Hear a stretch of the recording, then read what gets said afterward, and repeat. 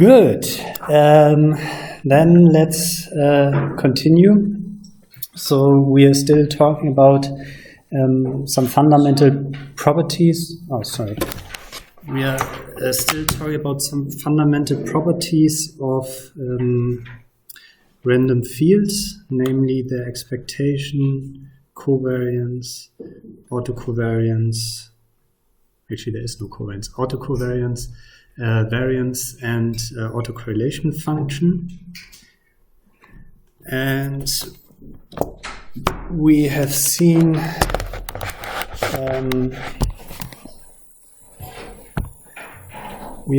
so far the expectation function, and let's briefly rehearse it.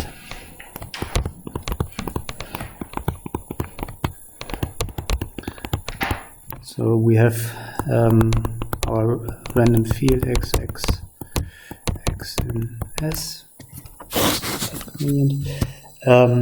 and the expectation function was defined as n from the domain of the random field into the real numbers, x mapping onto nx, and these being defined as the expectations of the random variables that are located at the location x. And then we talked about the expectation, and one thing that I didn't say there is, of course, the empirical analog of an expectation is, of course, the average or the mean, right? So you know that. Now the second thing that we will talk about, which is maybe, or one could argue, and I would actually think so, that it's actually more important than the expectation function, is the covariance function of a random field, which is a kind of analogously, is defined in analogy to what we've just seen before, namely as follows. So for the covariance function, which I denote by C, takes two locations in space, so some location x and some location y. Keep in mind that x, for example, in 3D is here x1, x2, x3, if we are in 3D, right?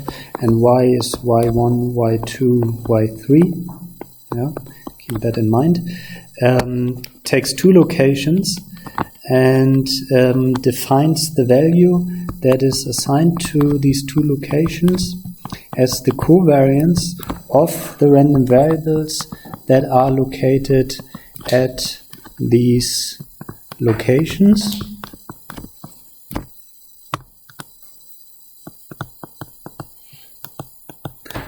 So this is the covariance of the random variable x at location small x and the random variable x at location y. Now, again, we have to briefly remind you of what the covariance of two random variables is. Anyone feeling like you could give an intuition or definition of a covariance? Or the empirical analog? What's the empirical analog? You know all of that. You are just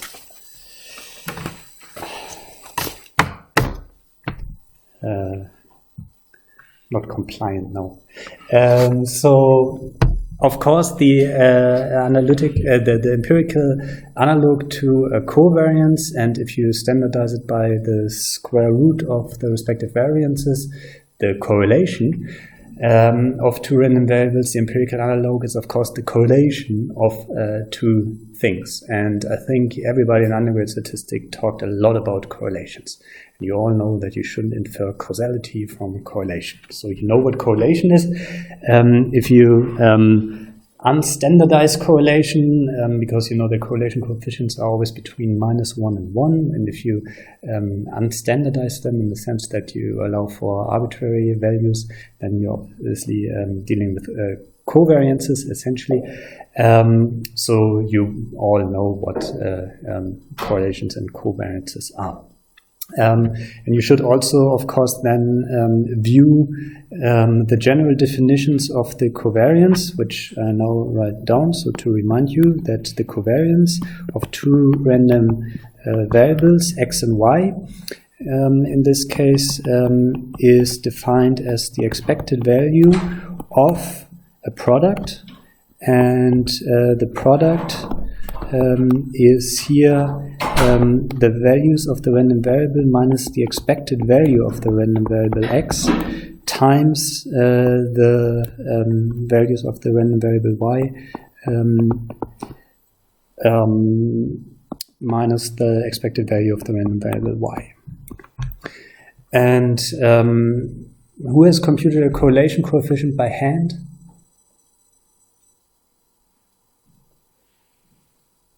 Who has computed a correlation coefficient at all? Who has heard of the idea of a correlation coefficient? Okay, I don't know what is happening in undergrad statistics. But anyway, so if you ever computed a correlation coefficient by hand, you will have done something very similar. So instead of expected values, you use the mean of the respective data points that you had, and you subtracted subtracted that from the actually values, and then you multiplied the things, and then you computed the mean again. I think really everybody should have and will have done that, so there I just don't believe you, for the case where the random variables are actually the same. So who knows what the covariance of a random variable which itself is? 1? That's it.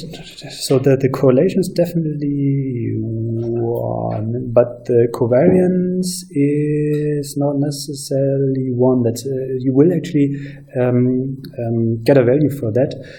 So it's not always 1.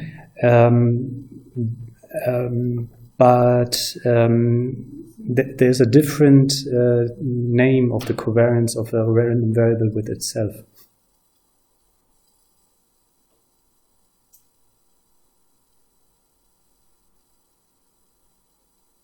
It's called the variance of a random variable.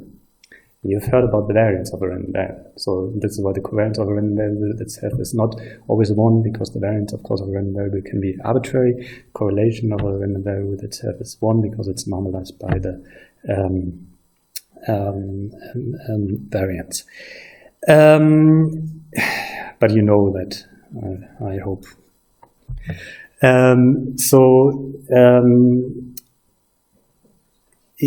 The case, if you look at the, maybe let's look at that first. So the case that we just discussed is that the covariance of a random variable with itself is then, of course, the random variable minus its expected value squared. And there is a way to rewrite that, which will feature sometimes. So I briefly do that. So this is also known as the variance. And the way to rewrite this is by basically resolving the brackets. So you get inside you get x squared minus 2x e x plus e x square, and then you can use the linearity of expected values to basically resolve this outer bracket. So you get the expectation of x squared minus 2 the expectation of x times the expectation of x, where the first expectation here, so this one comes from this, because this is a random variable which has an expectation. This expectation of x, this is a value, so the expectation of a fixed value is, of course, just the fixed value. So you get this 2ex, right? plus EX squared. And now you have here minus 2 expected value of x times the expected value of x, so that's x squared, and you have minus 2 of them plus 1 of them, so you have actually the following form of the variance, which you might actually quite often encounter. It's a nice trick to compute variances. You need to know the expected value of the square of the random variable, which for some cases you actually know. It's not necessarily the easiest thing to compute, but often this has been computed analytically, and for this you just obviously just need the expected value. So that's an easy way to compute variances. Let's go back to covariances, which we will also rewrite in a different form, which is also helpful, especially if the expected value of the random variables are zeros. So if you have the covariance of 2 random variables, then I just told you that this is the expected value of the product of these terms.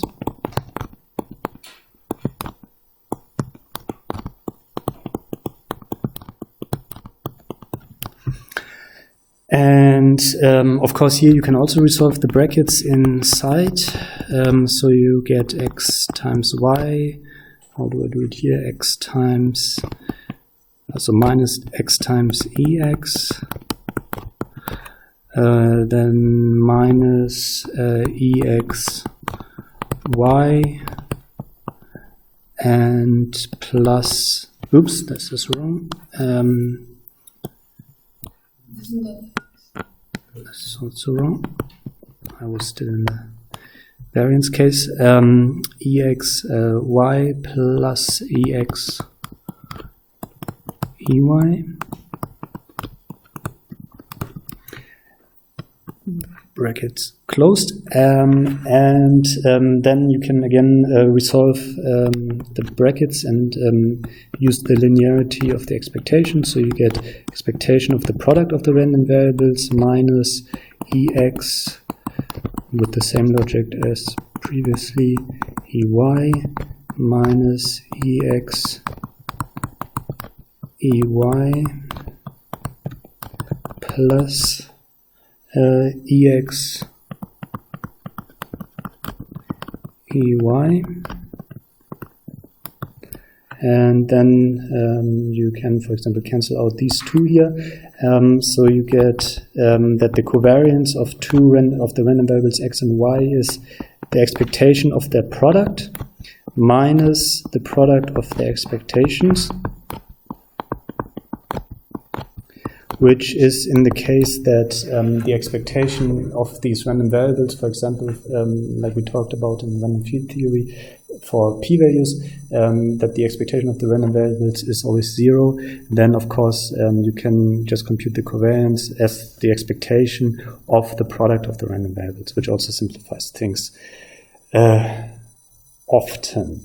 So these are these little equalities for variances and covariances, which are sometimes come in handy, and you should not be confused if they are being used.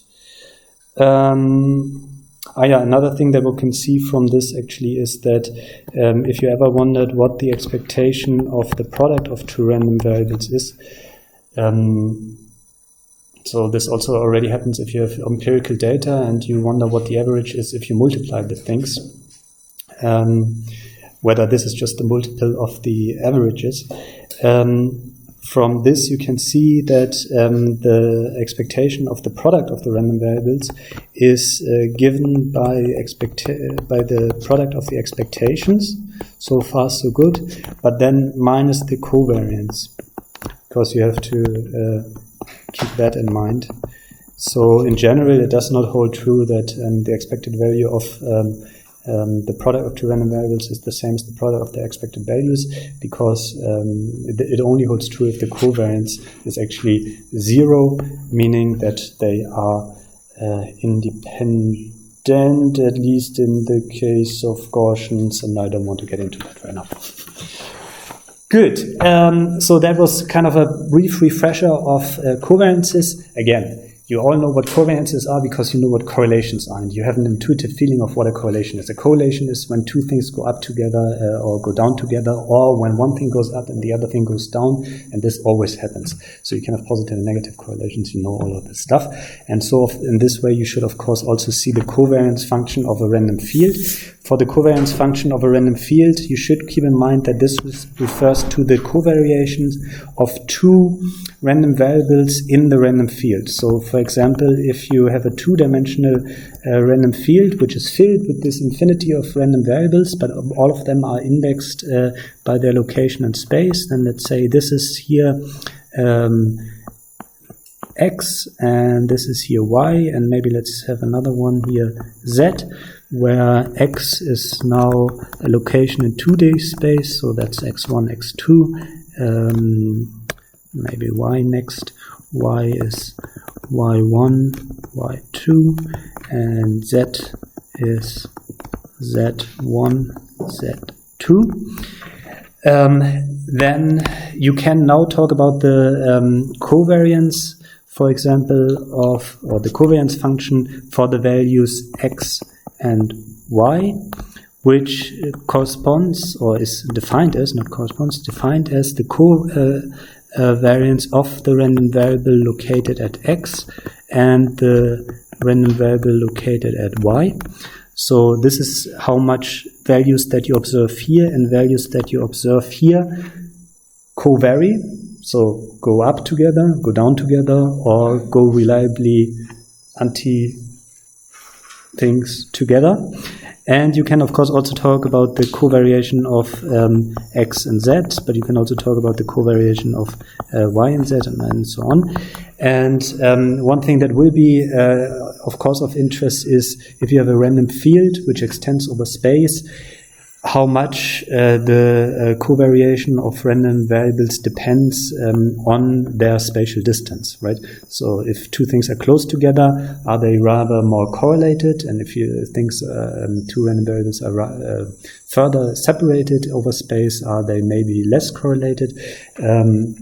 So these are things that you can build into random fields, so specific random fields that you want to study. And we will do that. So before we do that, we will define the remaining things, namely the variance function and the correlation function of a random field. These are easy now that we defined the expectation and specifically the covariance function. So the variance function is just specific type of covariance function, or let's say this is just it's defined in terms of the covariance function. So the variance function, which I denote by a square, is given just by a single argument, which is mapped onto the positive real numbers. Let's maybe allow for 0 variance here.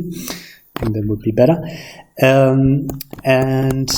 This is defined as follows: s square x as the value that the covariance function, which we just have defined, takes on if the two arguments are the same. So you look at the covariance of the random variable x at location x with the random variable x at location x. So like the variance is the covariation of a random variable with itself, here you also have the variance being the covariance of the random variable with itself. So that's easy. And correlation function, again defined in terms of the covariance function. And I'm not so sure how much I will actually use correlation functions at this point, because they are just a transformation, obviously, of the covariance function. So I just define it here for safety, so that I can use it later if I have to.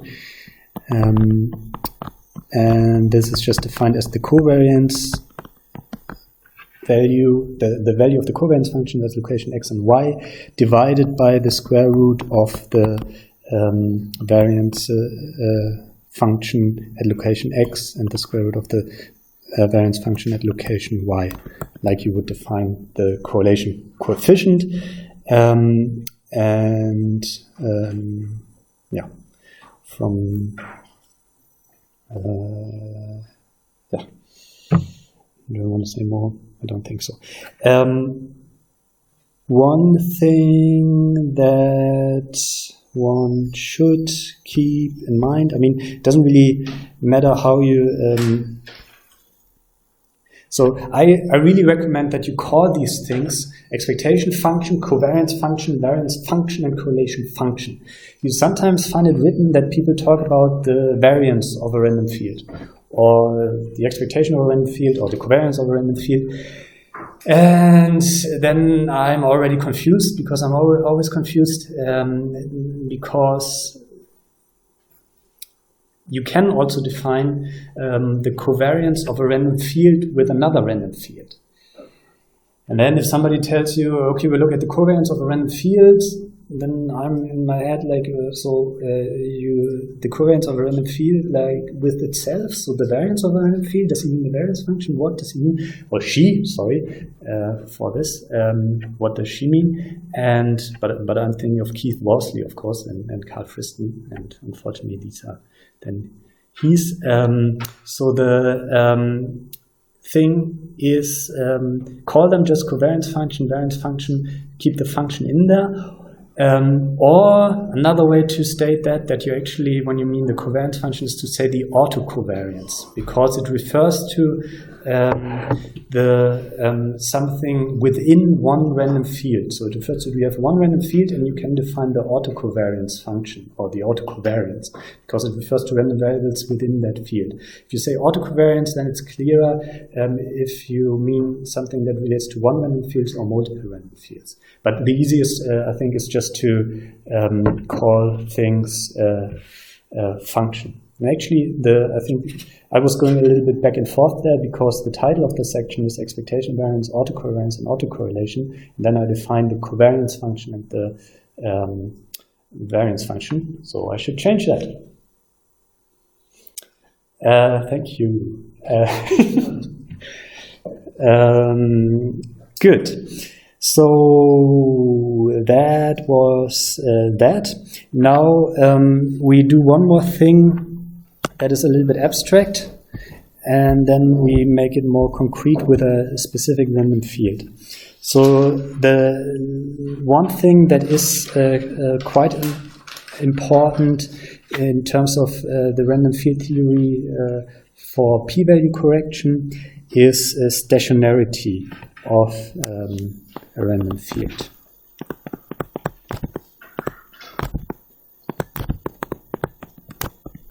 And there are two notions of stationarity in the strict sense and stationarity in the wide sense. We are looking at stationarity in the wide sense.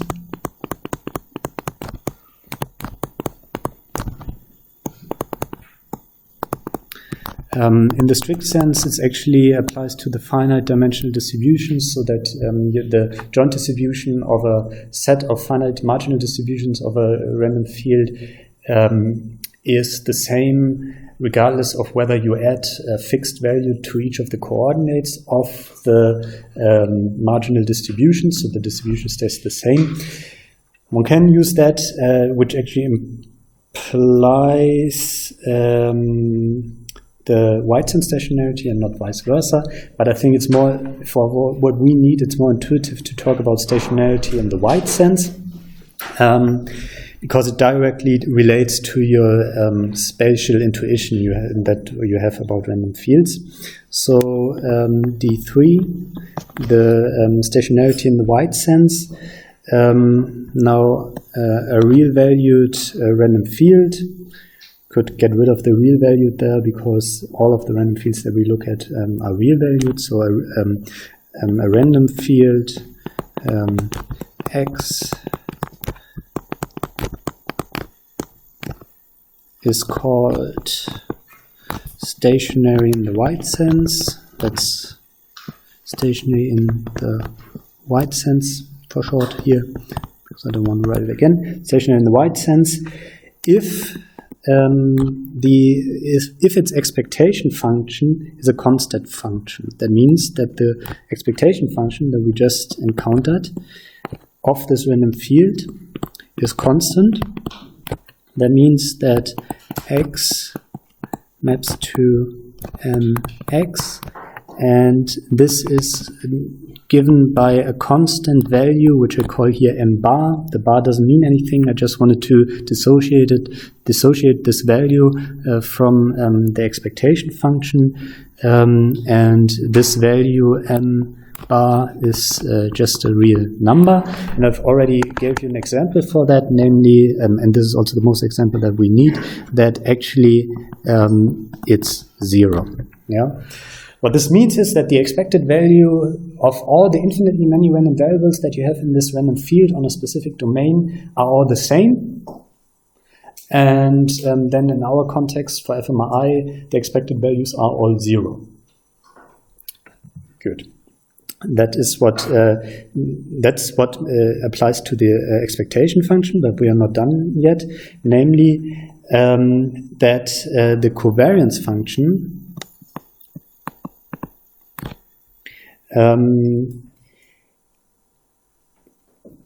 which is in general defined as S like this. We've just seen that.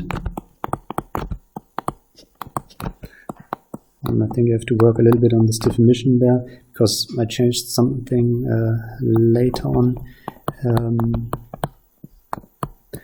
If this is the covariance function, can be rewritten as the following.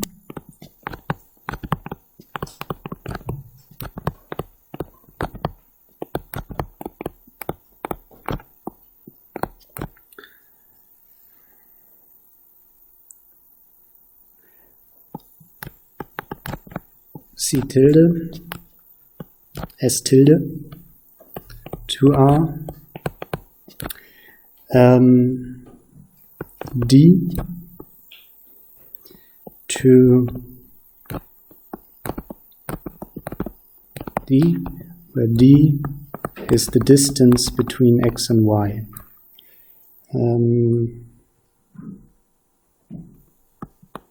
Let's do it like this. I think I have to work a little bit on this definition there.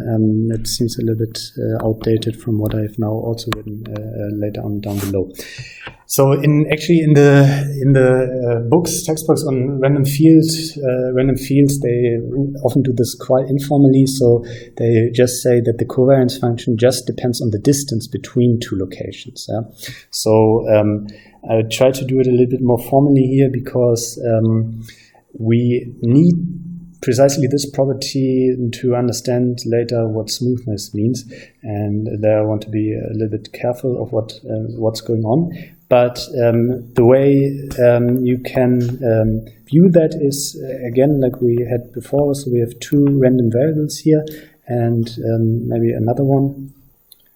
Maybe let's put one here, and let's put one here. Let this be our first one. Then the covariance, or let's call them like before, otherwise it gets confusing. X, Y, Z, and A. In this case, the covariance between X and Y is only a function of the distance between X and Y. Yeah, so you need some kind of distance measure, and I'm using the Euclidean metric in this case. So you just look at the distance between X and Y. Maybe let's call that just D, and note that here. Why is this interesting? Well, because you have, of course, there's not only one variable at a specific distance from another random variable in this random field, but I've drawn Z hopefully in such a way that it has the same Euclidean distance from x. So also the random variable, the covariance between the random variables at location x and z is a function of the distance and is actually the same. So that means this one and this one, although they are different locations in the random field, they have the same covariation with this location. They have, however, a different covariation with this location compared to A, because A is a different distance. Yeah? So stationary in the wide sense means there's the same expected value, and the covariation between of the random variables at two locations in the random field depends only on their distance. It does not depend on the absolute location, but it depends on the distance. Yeah. So if I have the same distance d for something here and here, they have again the same covariance.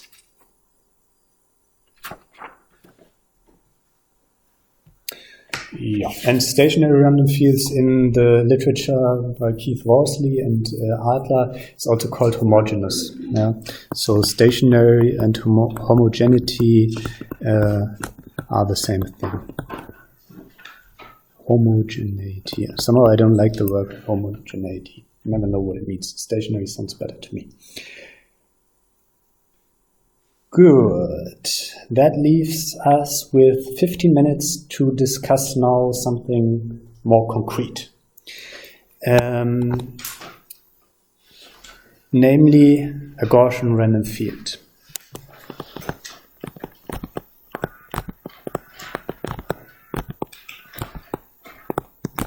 Because so far, from these definitions,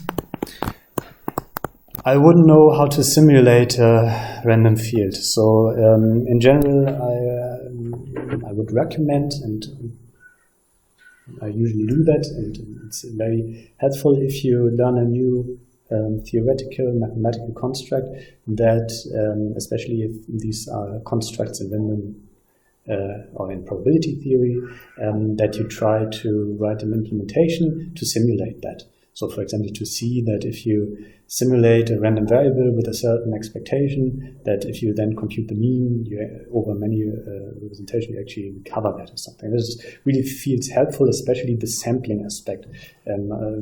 For me, makes the whole probability theory stuff much more intuitive.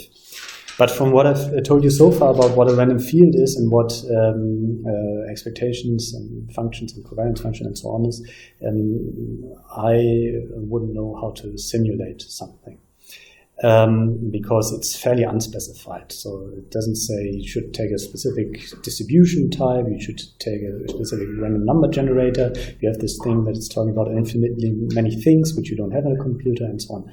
But I think the whole thing gets much more concrete if one talks about Gaussian random fields, because then one can actually use random number generators for multivariate Gaussians to actually get samples from random fields. And then another reason to introduce Gaussian random fields is that they are the basic building block also for the random field theory for p-value correction. Actually, for a long time I was confused whether one should call this Gaussian random field theory for p-value correction or random field theory for p-value correction. And yeah, so and I think you find both terms in the literature. And I settled now on random field theory for p-value correction because we also have the T field and the F field. So we not only have Gaussian random fields, but of course T and F fields will be built on standard or unit Gaussian random fields. So Gaussian random fields are important. What is a Gaussian random field? Let's go with the definition. A Gaussian random field, I define it here like this. A Gaussian random field on a domain S subset RD is a random field. That's good because we already know what the random fields are. And I call this random field G because of Gaussian, such that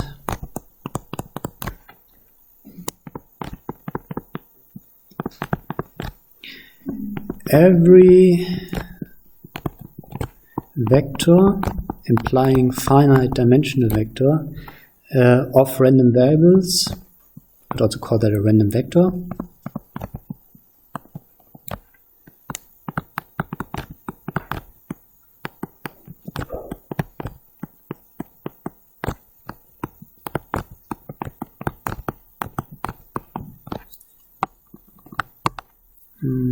So like this, going up to n.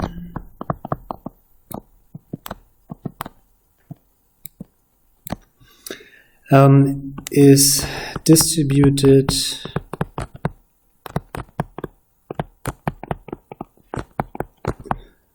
according to a multivariate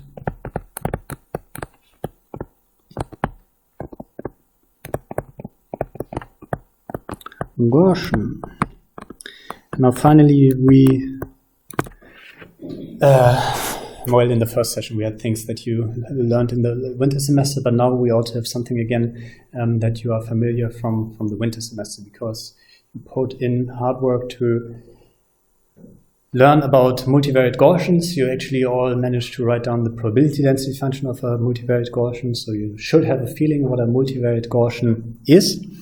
And now we link the notion of a random field to the concept of a multivariate Gaussian.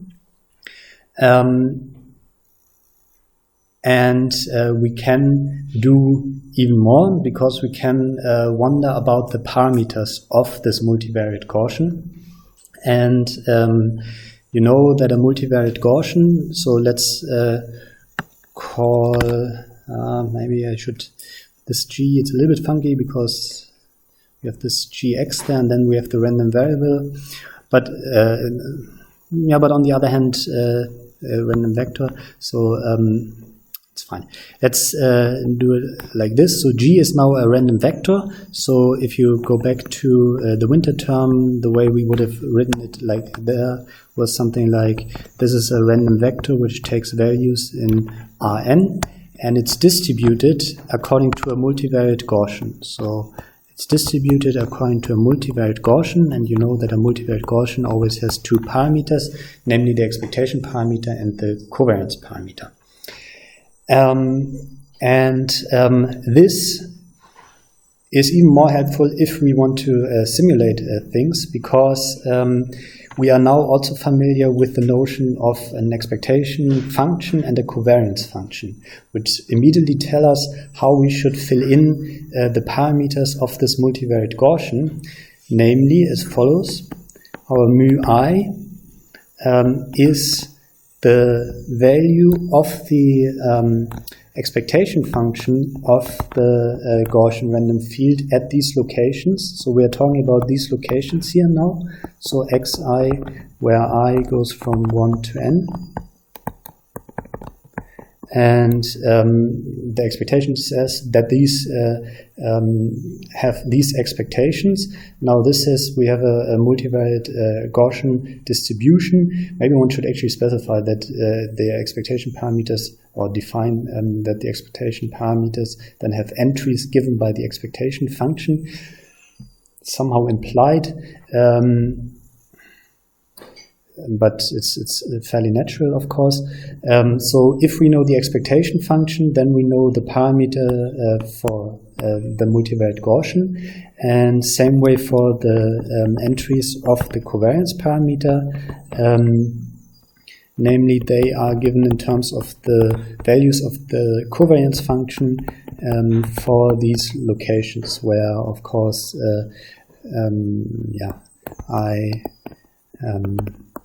j go from 1 to n. Now, this then tells us if we have a covariance function for our random field, so if we define that in some way, and we define the expectation function, and we select a number of discrete points.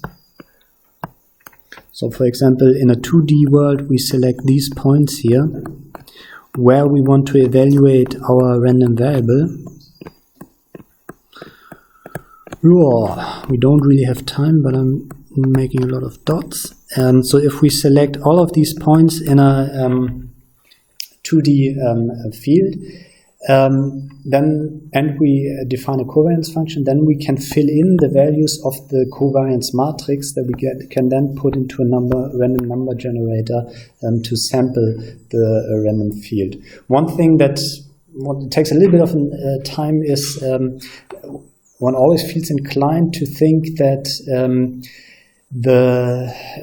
one is always a little bit confused about the dimension of the covariance matrix. So, because if one sees this, one thinks, okay, the covariance matrix is something like 5 times 5. Oh, I made it a square.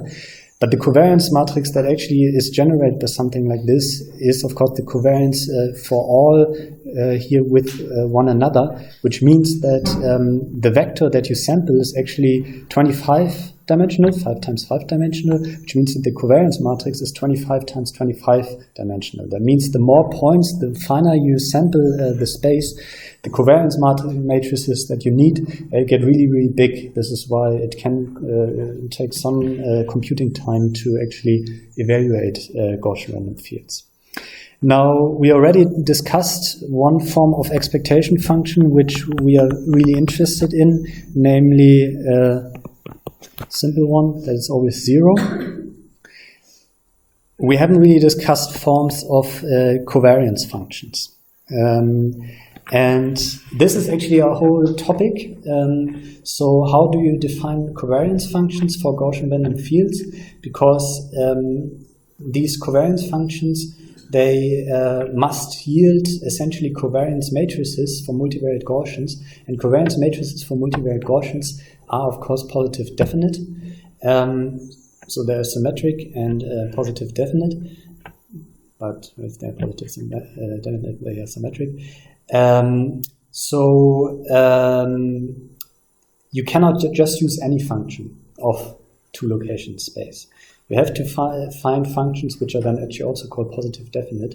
And there exists kind of a zoo of those, but the zoo is not the biggest zoo ever. So there is like, I would just from searching around, I would say maybe there are like 10 or so covariance functions that you always see again. Some of them are kind of covariance classes, like the Matern covariance functions, where you can generate many covariance functions from. But overall, if you search Wikipedia or so, you don't find like hundreds of covariance functions, but you find a typical set.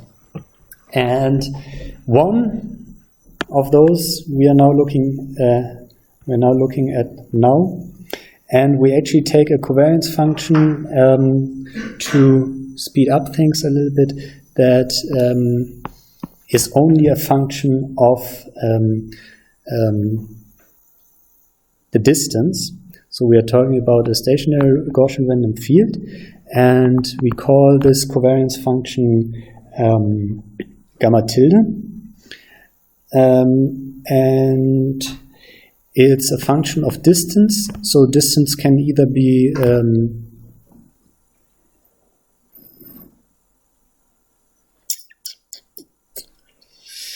distance can only be larger or equal to 0. I wonder whether I should allow negative distances as well, because of course you can go into the other direction of the random field. So let's not do that for here. That doesn't make that much sense, but the outcome, of course, that will be definitely strictly positive because there's the exponential in there, but you could multiply it with 0. I'm not so sure about my subscripts here. So the point is, it takes in a distance and maps it onto the value of the of this covariance function, and what it gives for what it puts out for that is the following. It squares the distance, divides it by a parameter L to square, and takes the exponential, takes an exponential of the negative of that, so that's always positive, and there's another parameter v. And let's say v and L are both positive, well, then the whole thing is always positive. And I guess it has to be to make it a proper covariance function. Now this thing, of course, looks again a little bit familiar and looks like something like a univariate Gaussian. This is why this covariance function is also called the Gaussian covariance function.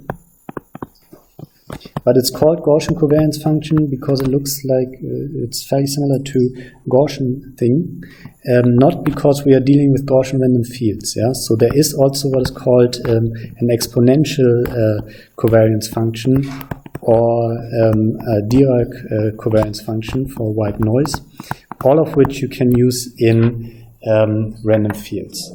Now let me briefly show you what I've simulated there, and then I think at the beginning of the next session I will show you also the code for that, so that you get a better feeling. Do you want to? Yes. So let's go here. So what you see in the script here is now the following. First of all, here in A, you see the Gaussian covariance function in its two ways to write it. So here I wrote it as a function of two arguments. So if you are at 0 and you go away from 0, the values get lower. We are primarily interested in if we only look at it as a function of distance, because here this is still dependent on some reference point, here 0. Here it's just a function of distance, so that's the gamma tilde. And now, of course, the question is, what does it return? Well, it returns the covariance between two random variables of the random field that are at a specific distance. Of course, what it actually returns depends on the parameters. So here I shows the v parameter to be 1. So this is why if you are at 0, the exponential evaluates to 1, so you get 1 here. And then it depends on this parameter L. And you can see that maybe it's not that easy to say from the colors here actually, but from thinking about your knowledge about Gaussians, you will of course recover that. If you change the parameter L, which is like the variance parameter in a Gaussian probability density function, then you can make the distance function to either extend further with high values into space or shorter. Yeah. So this is then, if you put this now, if you use these covariance functions with their varying, can I get rid of this? Oh, that's tedious. If you get if you use this covariance function to create the covariance matrix of a multivariate Gaussian, and then sample from this multivariate Gaussian and arrange it again in space. Then, of course, depending on this length parameters, so the longer it gets, the higher the correlation between two points in space, which is what you essentially see here. So here you see over space, there is some up and down. So here's something red, so that's up, and then it goes down to blue, and then it's up again, and so on. Now, if you increase the length, we have to get out. If you increase the length parameter, you get something smoother. And this is where I stop this, because we have to get out. And this is where we pick up next time. Good, so then see you in the other room in 10:15.